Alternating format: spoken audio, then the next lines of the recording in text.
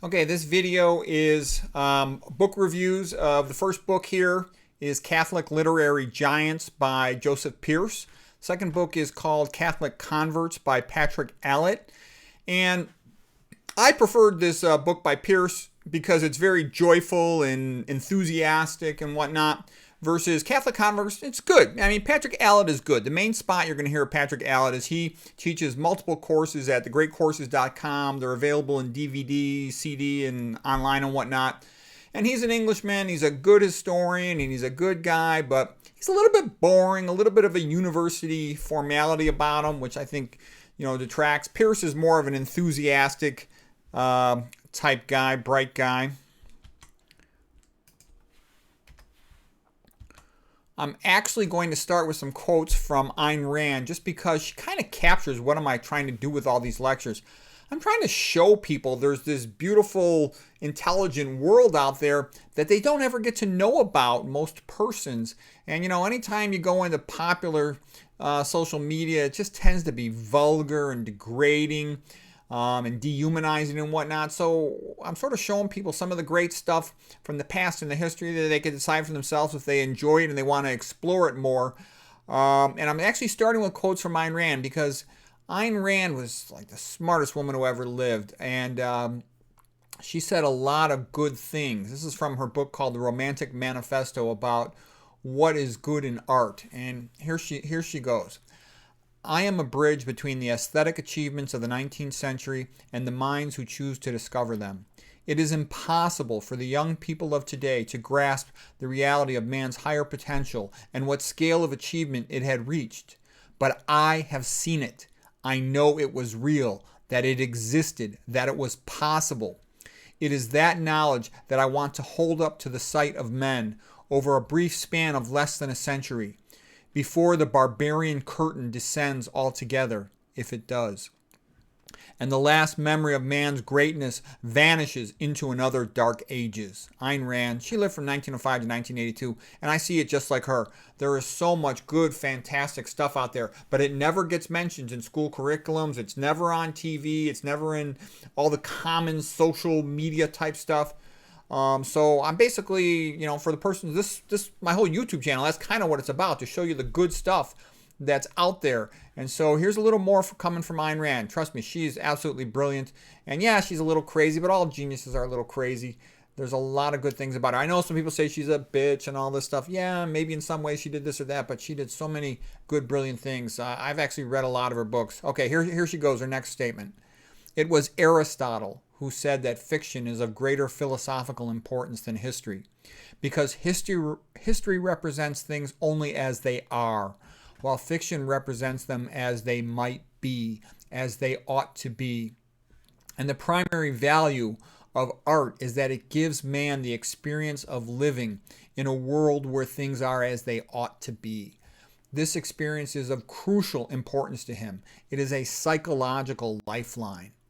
Yeah, it's inspiring. It's like a mentor figure having that sense of what is possible. Ayn Rand continues, the distance between Victor Hugo's world and ours is astonishingly short. He died in 1885, but the distance between his universe and ours has to be measured in aesthetic light years. He is virtually unknown to the American public, except for some vandalized remnants on our movie screens. His works are seldom discussed in the literary courses of our universities. He is invisible to the neo-barbarians of our age. That's good. To the neo-barbarians of our age. Modern readers, particularly the young, should be cautioned that a first encounter with Hugo might be shocking to them. It is like emerging from a murky underground filled with the moans of festering half-corpses into a blinding burst of sunlight. Yes, there definitely is better things out there. Okay, so now we're going to talk about these books. So this is the book Catholic Literary Giants, and I'll keep this on a shelf. Where I have all my books kind of filed on different shelves, but I don't have too many books. I got a lot of them. I just have them all piled up. And so Catholic Converts, I kind of summarized my notes from it. This one I'll keep around more on a shelf that I might go back to more. The greatest Catholic writer, by the way, is William Shakespeare. That's a long story, but Shakespeare was a Catholic. That's why hardly anybody knows anything about him, because it was something that he didn't want to popularize at a time when Catholics weren't popular in England. Now, according to him, only in 2001, only 3% of Englanders went to church. And so English Anglican has kind of become a joke, and England's sort of falling apart. I've always thought of it as a joke. I mean, it was basically founded by Henry VIII for his polygamy, and so he could loot the Catholic Church. And that's partly why it's so weak when it's founded by someone like him. When a nation turns its back on God, then God turns his back on them. So things don't look good for England. And then here's a quote from Jacques Barzun in his book, From Dawn to Decadence. He wrote, "For Protestantism, Luther is like Marx and Calvin is like Lenin." Okay, it's a little harsh, but anyways, like I said, I'm Irish, so half Irish, and, they call it pulling the lion's tail, just making fun of England. All right, America is not far behind with its declining interest in religion. I actually like a lot of English people and a lot of culture from England, but I do like to joke about them. Okay, America is not far behind with its declining interest in religion. The current Catholic Pope is so bad, you'd think he was an Anglican. Okay, Allitt's book emphasizes conversions to Catholicism in England, especially from Cardinal John Henry Newman onwards. Okay, I'm going to get into a lot of good stuff. This is just a little background filler here. Pearce's book emphasizes the intellectual development of the best Catholic writers, especially from 1800s onwards. Allitt's book is more formal, a scholarly product, something like an elective class in college. It's good, but it's a little reserved compared to Pearce's book. Let's see. In 2001, according to Allitt, about 50% of Americans went to church. That sounds like a little bit too high a figure for me. But Evelyn Waugh says the world has a choice between Christianity and chaos. Europe came into being through Christianity. Without Christianity, Europe has no significance and no power to command allegiance. Okay. Catholic literary giants. Pearce spends a lot of time on the Inklings. You know the story of the Inklings. That's C.S. Lewis and J.R. Tolkien and Owen Barfield, etc. And there's some other ones in there too. They were good.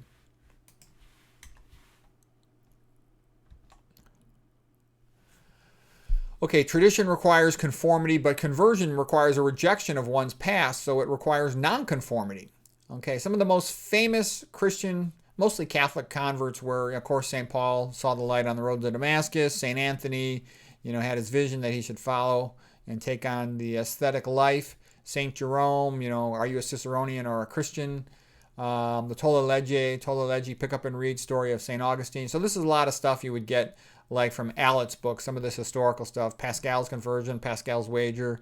Okay, so now we're getting to the more interesting stuff. Cardinal John Henry Newman in 1845, he was the big proponent of the Oxford Tractarian movement, basically a resurgence of Catholicism within England, which was predominantly Protestant, of course.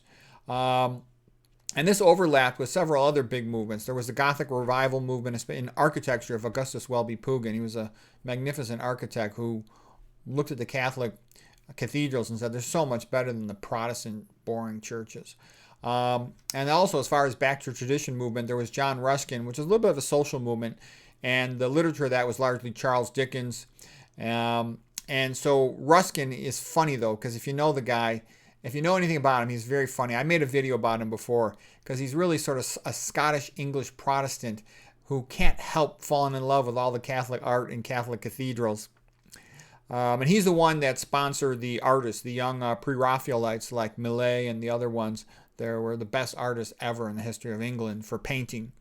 Ruskin, just a typical thing Ruskin would do. He spent months living with the monks and the Franciscans in Assisi. John Ruskin's an interesting person. If you're curious about history in England in the Victorian age, John Ruskin, you'll find him fascinating. Okay, John Henry Newman, here's the things he'll say. If you read history, you become a Catholic. You can follow the history of Catholicism all the way back to Christ. Christ founded the church in 33 AD.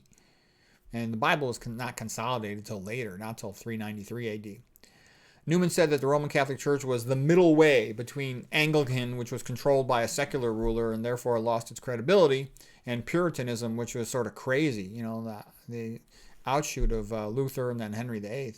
Of Luther. Okay, the Catholic converts tended to view the Reformation as a disaster that had broken up Christendom. Some believed that only Christianity in general, particularly by unification in Catholicism, or just unification in general, had the potential to save the world from atheistic serfdom and slavery. And there's a lot of people who still think that.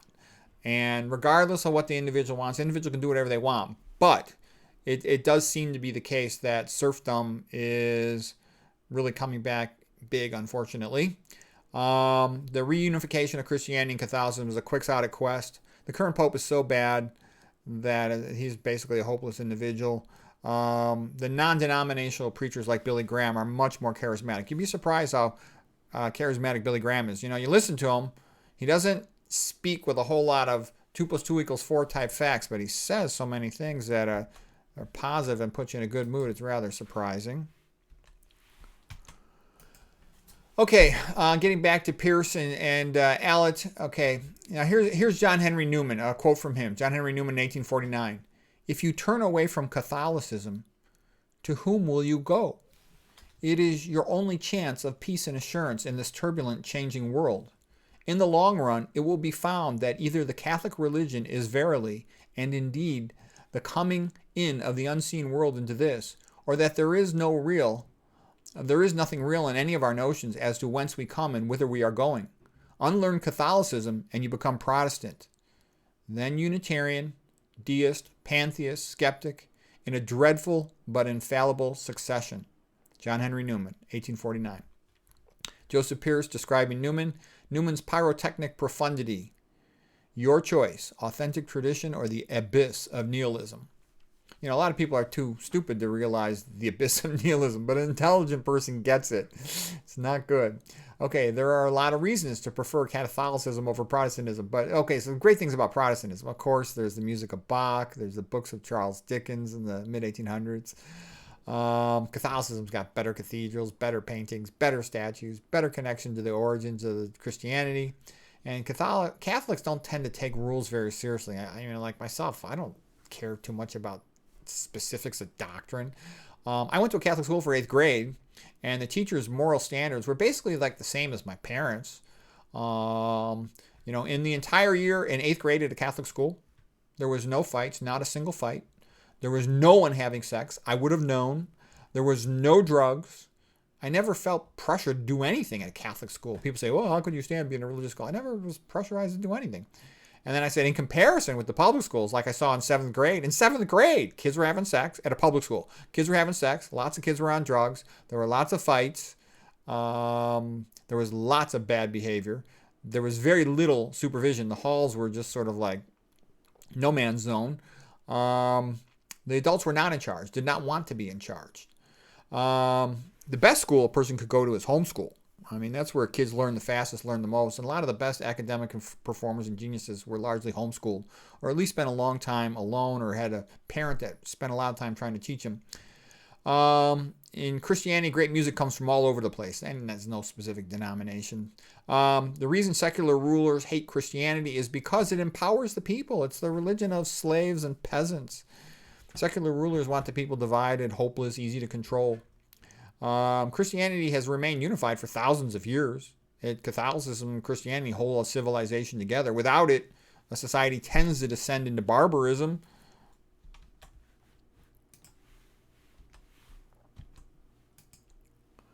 Okay, a lot of things that just come up in these two books. You know, T.S. Eliot was way more Catholic than is widely known. He sort of, you know, promoted in the kids' like high school literature textbooks as being anti-Christian, but he's actually very Catholic. Okay? He was not thrilled with the lost generation dissolution, you know, after the First World War. Okay, and then the schools will teach you about crazy people like Virginia Woolf. You know, she was just constantly trying to kill herself, and finally she did. I mean, that's kind of crazy. A person with a good worldview, they don't want to do that to themselves. They might have an episode of depression or something, but that was a repeated issue with her. She was nuts, okay?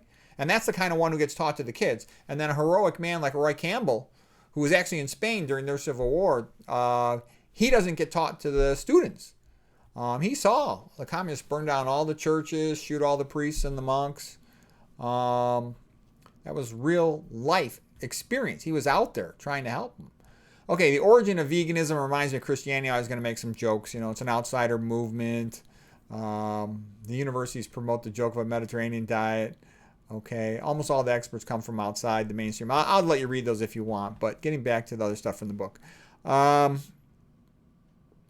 The Roman Catholic Church has stayed in existence for over 2,000 years, whereas the Protestant churches, they're constantly breaking up into different little splinter groups. They don't have that staying power like the Catholic Church does. This guy Pearce, he loves Tolkien. The Lord of the Rings is the best-selling book of the whole 1900s, and this book analyzes the whole thing, all the theory, all the allegory, and all that kind of stuff, and which is nice. And I like J.R. Tolkien, but I thought the Chronicles of Narnia type stuff coming out of C.S. Lewis were more entertaining. I did watch the entire movie, all the hours of it, and I thought it was good, but it's not that philosophic for my interest. Tolkien said, God created man in his image, so God is a creator, so man can be a creator. Pearce summary of them: Newman, Chesterton, and Tolkien were all anchored in the philosophy of Aristotle and Aquinas. Like Ayn Rand said, Aristotle sort of valued man's intellect, very much the opposite of people like Immanuel Kant, who sort of just tried to discredit man's intellect and leads to stupidity. The big line from the movie, one ring to rule them all. So I say the cell phone ringtone is what rules people. It makes people stupid. I'm not a fan of cell phones. I think as soon as somebody gets a cell phone for their kid, their IQ drops at least 10 points. All they want to do is, send a text message to their friend. They become real stupid, and they want to sleep by it. You got to watch your kid and get that away from them. They'll sleep with it next to their head. They don't know any better.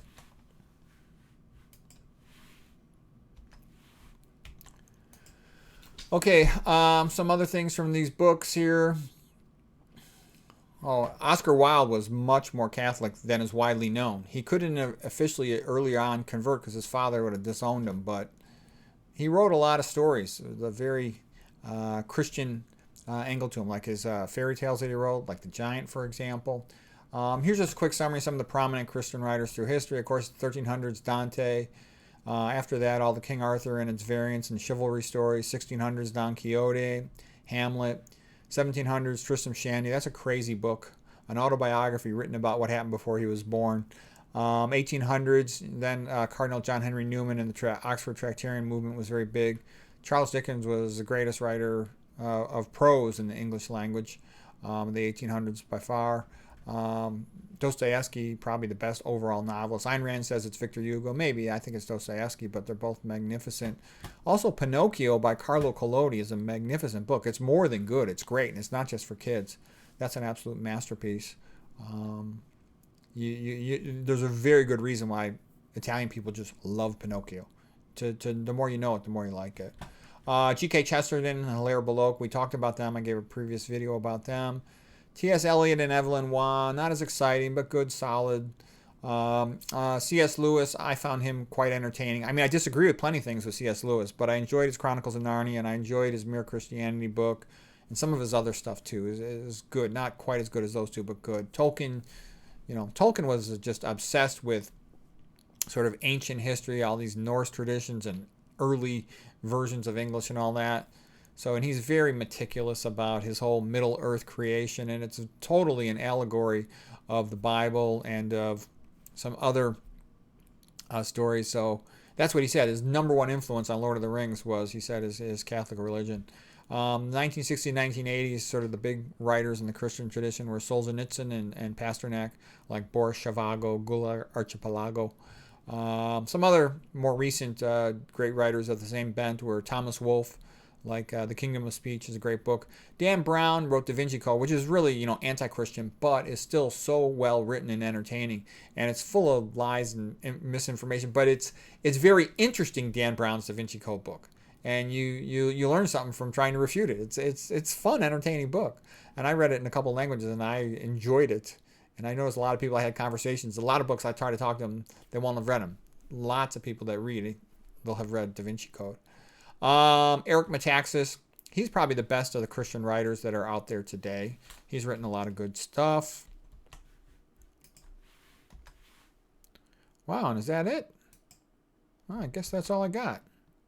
Let's see, I think so. Let's see, no, I got anything else? Yep, that's it for the slide. So, anyways, just to give you a sense of those books, if you're interested in those topics, there's some of the stuff, and just the sense that there was a lot of these really good people who knew a lot and shared a lot and wrote a lot. that if you're interested in reading, it's all out there.